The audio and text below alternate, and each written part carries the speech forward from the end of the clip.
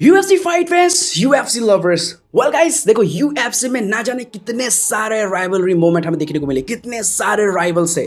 John Jones, Daniel Cormier, Anderson Silva, वहीं पे चेल सनेन, साथ ही साथ यहाँ पर और भी बहुत सारे ऐसे हैं। हबीब नूरमगोमेडov की बात करें, कॉनर मैकग्रेगर के साथ, तो ऐसा देखो ढेर सारा ऐसे मतलब राइवल्स यहाँ पर चलते रहते हैं। लेकिन एक ऐसा राइवलरी है जिसे मतलब भाई हिस्ट्री में हमेशा याद किया जाएगा, Dana White versus Tito Ortiz. अब एक टाइम पे डेना व्हाइट जो कि मैनेज किया करते थे टिटो ऑर्टिज को, उन दोनों के बीच में ऐसा रिलेशन हो गया कि एक दूसरे के साथ फाइट करने के लिए भी रेडी हो गए थे। बट अनफॉर्चुनेटली फाइट कभी हुआ नहीं, मतलब बहुत करीब आके भी करीब नहीं आए। लेकिन दोस्तों आपको बता दूं, डेना व्हाइट बहुत ज्यादा खुश हुए थे। उन्होंने शेयर भी किया था कि मेरे लाइफ में मतलब यूएफसी की हिस्ट्री में जो एक नॉकआउट है ना, जो मेरे दिल में है, दिल में सुकून पहुंचाता है, जब चक लिडल द आइसमैन ने नॉकआउट कर दिया था टिटो ऑर्टिज को। अब दोस्तों यहाँ पर मतलब 2004 में फाइट हुआ था इन दोनों के बीच में, जहां पर दूसरे राउंड में नॉक आउट कर दिया था चक लिडल ने। ये मोमेंट सबसे मतलब दिल को सुकून पहुंचाने वाला मोमेंट है, ऐसा मानना है डेना व्हाइट का, उनका ऐसा कहना है। हालांकि चक लिडल वर्सेस टिटो ऑर्टिज के बीच में 3 बार फाइट हुए, 2 बार चक लिडल ने जीत हासिल किया एंड जो ट्रिलॉजी फाइट हुआ उसमें जीत हासिल किया टिटो ऑर्टिज ने। लेकिन दोस्तों आपको बता दो कि पहले फाइट में जब नॉकआउट कर दिया था तो डेना व्हाइट इतने ज्यादा खुश हो गए थे, मतलब खुशी में पागल हो गए थे। और उन्होंने तो भाई चक लिडल से बोला कि अपने ग्लव्स, अपने ट्रंक्स, ये सब तुम मुझे दे दो, मैं अपने घर पे ग्लास के फ्रेम में इसको मतलब हैंग करके रखूंगा हमेशा हमेशा के लिए, जब जब इसको देखूंगा दिल को मिलेगा सुकून। तो भाई सच तो मतलब इस तरीके का मतलब दुश्मनी यहाँ पर डेना व्हाइट के मन में है टिटो ऑर्टिज के लिए। भाई मतलब कमाल है भाई इनका हिस्ट्री, आप पूरा कंप्लीट पढ़ सकते हो। एंड अगर आपने फाइट नहीं देखा Chuck Liddell versus Tito Ortiz का, यूट्यूब में जरूर से कर देना check out. Alright UFC fight fan, चलिए बढ़ते आगे एंड बात करते हैं नेक्स्ट अपडेट के बारे में। तो गाइस रिसेंटली ड्रिकस डुप्लेसिस के लिए एक ऐसा कमेंट किया था इज़राइल अडेसानिया ने, जिसकी वजह से बहुत ज्यादा बैकलैश मिल रहा है former UFC middleweight champion the last style bender को। अब दोस्तों हुआ कुछ ऐसा कि इंटरव्यू के दौरान यहाँ पर कुछ ऐसा प्रिविलेज का कमेंट यहाँ पर कह दिया था कि ड्रिकस डुप्लेसिस जो कहते हैं कि भाई मैं इकलौता साउथ अफ्रीकन चैंपियन हूँ, भाई मैंने अफ्रीका में रहकर सब कुछ किया है, तो ये कहना है ड्रिकस डुप्लेसिस का। और इसके जवाब में इज़राइल अडेसानिया का कहना है कि भाई तुम्हें काफी अच्छा प्रिविलेज मिला है, तुम अपने घर में ही रहे, सब कुछ तुम्हें हाथों हाथ मिल गया है, तुमने हमारे जैसा कुछ नहीं किया, हमें तो अपना कंट्री, अपना मतलब घर बार छोड़ना पड़ा, एक बेटर अपॉर्चुनिटी के लिए बाहर जाना पड़ा, बाहर रह के ट्रेनिंग करना पड़ा, सब कुछ अपने बलबूते का करना। मतलब एग्जाम्पल अगर दूं, जैसे कि हमने तो स्कूल मतलब हम स्कूल गए, घर के सामने था, स्कूल गए, घर पे आए, भाई आराम की जिंदगी, आया पंखा चालू किया, टीवी देखा, खाना खाया। लेकिन देखो ऐसा हर किसी के लाइफ में नहीं होता है, जो हॉस्टल लाइफ में रहता है उनको स्ट्रगल तो करना पड़ता है। भाई ऐसा नहीं कि भाई मतलब खाना पसंद नहीं है तो मम्मी को बोल दिया यार कुछ अच्छा बना के दे दो, हॉस्टल में तो आप ऐसा बोल नहीं सकते, जो भी है आपको ही खाना ही पड़ेगा। तो यहाँ पर इज़राइल अडेसानिया का भी यही कहना है कि देखो भाई मैंने बाहर गया, मैं यहाँ पर अपने घर से काफ़ी टाइम दूर था, वहाँ पर ट्रेनिंग किया, सब कुछ अपने आप में किया, संभाला, बेटर अपॉर्चुनिटी किया और इस मुकाम पे पहुंचा। तो ये कहना है यहाँ पर इज़राइल अडेसानिया का। एंड उन्होंने खुल के इंटरव्यू में कहा, थोड़ा सा ये छोटा सा ऑडियो क्लिप है, चेकआउट करो। You know, Abdul Razak said it before his fight about 3 weeks ago, saying like, you know, I respect Dricus, but he's a bitch for what he said. He's a bitch because Dricus is saying, I train in Africa, I do this in Africa, and then people like Razak and myself who are forced to flee our own country because of, you know, a better opportunity. He'll never understand that because he lives behind the fucking gates of his privileged life in South Africa, and he's able to do that there. So someone like Francis who had to cross the desert to go overseas to go train, if you know Francis' story, you can't call him not a real African champion because he didn't train in Africa. It's like, bro, are you fucking kidding? The guy got sent back out to the desert 6-7 times to go die, and he survived.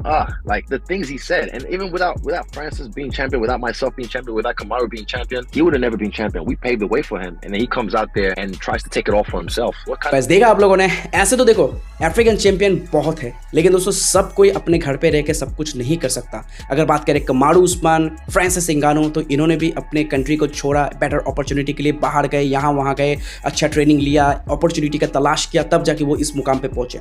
तो मतलब ये जो Dricus du Plessis कहता है ना कि मैं मतलब मैं ही हूँ साउथ अफ्रीका मतलब रिप्रेजेंट कर रहा हूँ, जस्ट बिकॉज वो वहाँ पर रहते हैं, वहाँ पर ट्रेन करते हैं, लेकिन भाई तुम कभी बाहर नहीं जाते, तुम भाई इन लोगों के जैसे स्ट्रगल नहीं कर पाते। ये कहना है इज़राइल अडेसानिया का कि भाई अपने घर पे रह के तो भाई मतलब सबको ही लगता है कि वो ही मतलब जस्ट बिकॉज तुम अपने घर पे रह के सब कुछ करती हो, इसका मतलब ये नहीं कि तुम ही हो एक ट्रू अफ्रीकन जो रिप्रेजेंट कर रहा है। ऐसा नहीं है भाई, बहुत से ऐसे लोग हैं, बस फर्क इतना है कि तुमने घर पे रह के सब कुछ किया और हमें बाहर जाना पड़ा एक बेटर अपॉर्चुनिटी के तलाश में। तो सबका लाइफ आसान नहीं होता। सो दोस्तों अब आप लोगों को क्या लगता है, क्या इज़राइल अडेसानिया का बोलना सही है या फिर नहीं? आप कमेंट में कर देना जरूर से share. Alright UFC fight fan, चलिए बढ़ते आगे बात करते हैं नेक्स्ट अपडेट के बारे में। तो गाइस देखो, ड्रिकस डुप्लेसिस ने यहाँ पर सीधा सीधा एक चीज तो कर दिया है क्लियर, शॉन स्ट्रिकलिन को मैं रीमैच ओ नहीं करता। मैंने क्लियरली उसको बीट किया and I don't think rematch का कोई ज्यादा यहाँ पर जरूरत है। लेकिन शॉन स्ट्रिकलिन तो इस बात को लेकर बैठे हैं कि भाई मुझे अब और कोई फाइट नहीं करना है सिवाय टाइटल शॉट के। मैं वेट करता रहूंगा जब तक मुझे नहीं मिलता है अपना रीमैच, अपना टाइटल शॉट। अब देखो यहाँ पर ड्रिकस डुप्लेसिस तो यहाँ पर इंतजार कर रहे हैं जो फाइट होने वाला है UFC 308 में, एक number 1 contender fight, Robert Whittaker versus Khamzat Chimaev. अब ये फाइट तो काफ़ी पहले होने वाला था, but due to some problem, medical emergency, medical problem, इसके वजह से यहाँ पर रॉबर्ट विटिकर वर्सेस खमजात चिमाएव का फाइट नहीं हुआ था। बट यहाँ पर अब ये फाइट जो कि हो चुका है सेट, एंड ये एक नंबर 1 कंटेंडर वाला फाइट है। तो अब इसके वजह से अब शॉन स्ट्रिकलिन और भी ज़्यादा मतलब थोड़ा सा हिल गए हैं उनका, मतलब और भी ज़्यादा वो पैनिक मोड में आ गए हैं क्योंकि भाई देखो अब उसको बहुत लंबा वक्त यहाँ पर तय करना पड़ सकता है। अगर उसको चाहिए टाइटल शॉट तो उसको बहुत लंबे समय तक बैठना पड़ सकता है। एंड ड्रिकस डुप्लेसिस भी ये खुद कह रहे हैं कि देखो नंबर 1 कंटेंडर फाइट होने वाला है, रॉबर्ट विटिकर वर्सेस खमजात चिमाएव, मैं उनमें से किसी एक के साथ फाइट करूंगा। अगर शॉन स्ट्रिकलिन को चाहिए टाइटल शॉट तो उसको लंबे समय तक करना पड़ेगा इंतजार। खैर अब देखना होगा कहीं बिलाल मोहम्मद जैसा हाल ना हो जाए यहाँ पर शॉन स्ट्रिकलिन का। तो गाइस अब देखना होगा कि फाइनली UFC 308 में आखिर क्या होता है। क्या यहाँ पर ड्रिकस डुप्लेसिस को रीमैच करना पड़ेगा क्योंकि रॉबर्ट विटिकर के साथ भी अगर मतलब उनका फाइट होता है तो ये भी एक रीमैच होगा, या फिर उनको मिलेगा एक फ्रेश अपोनेंट खमजात चिमाएव के रूप में। फिलहाल तो ये सारे चीजें तभी मतलब हम बोल पाएंगे अगर UFC 305 में ड्रिकस डुप्लेसिस ने अगर बीट किया अडेसानिया को, नहीं तो खेल कुछ अलग ही हमें देखने को मिलेगा।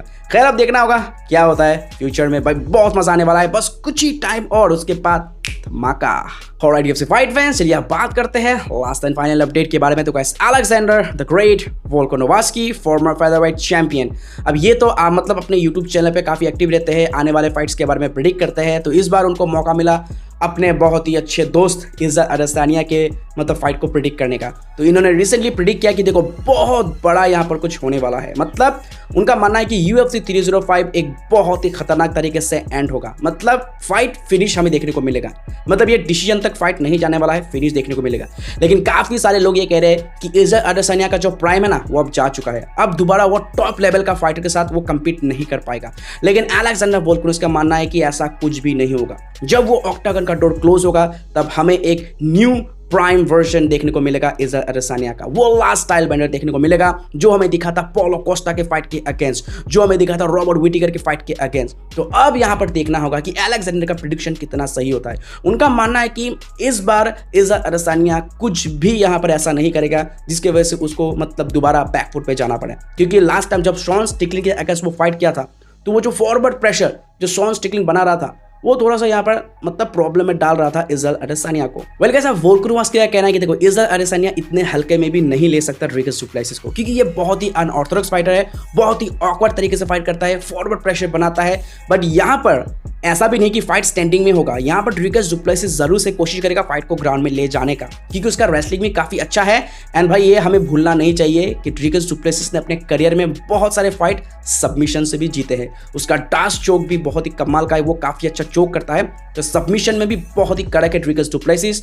तो यहाँ पर इज्जत अडेसानिया को बहुत ही टेक्निकली फाइट करना पड़ेगा अगेंस्ट ड्रिकस डुप्लेसिस। वेल अब देखना होगा कि फाइनली ये प्रेडिक्शन कितना सच होता है अलेक्जेंडर वोल्कानोव्स्की का। क्या हमें कुछ यहाँ पर एक न्यू वर्जन ऑफ इज्जत अडेसानिया क्या देखने को मिलेगा ऑक्टागन के अंदर, क्योंकि एक साल के बाद मतलब लगभग एक साल के बाद वो कर रहे हैं कमबैक।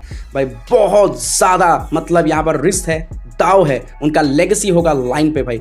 अब यहाँ पर मतलब बहुत बहुत ज़्यादा टफ होने वाला ये फाइट इज्जत अडेसानिया के लिए। खैर अब देखना होगा क्या होता है क्या नहीं होता है, यानी अगर फाइट अगर ग्राउंड पे गया तो किस तरीके से अपने आप को मतलब यहाँ पर सर्वाइव करते हैं या फिर कुछ पलटवार करते हैं इज्जत अडेसानिया, ये देखने में भी बहुत ही इंटरेस्टिंग होगा। वेल गाइस आप अपना भी प्रेडिक्शन थोड़ा सा दे ही दो, आपको क्या लगता है कैसा होगा ये फाइट, मतलब कैसा रहेगा, क्या होगा, स्टैंडिंग में नॉकआउट या फिर ग्राउंड में फाइट होगा फिनिश, आप कमेंट में कर देना जरूर से share. Alright UFC fight fans, that's it for today's video. I hope कि ये सारे अपडेट्स आपको बहुत ही ज्यादा पसंद आएगा। दोस्तों वीडियो पसंद आया तो लाइक जरूर से कर देना, चैनल पर नहीं तो सब्सक्राइब करना बिल्कुल भी मत भूलना। मिलते हैं किसी और अगले वीडियो में, तब तक ले take care, keep watching UFC नाम हिंदी।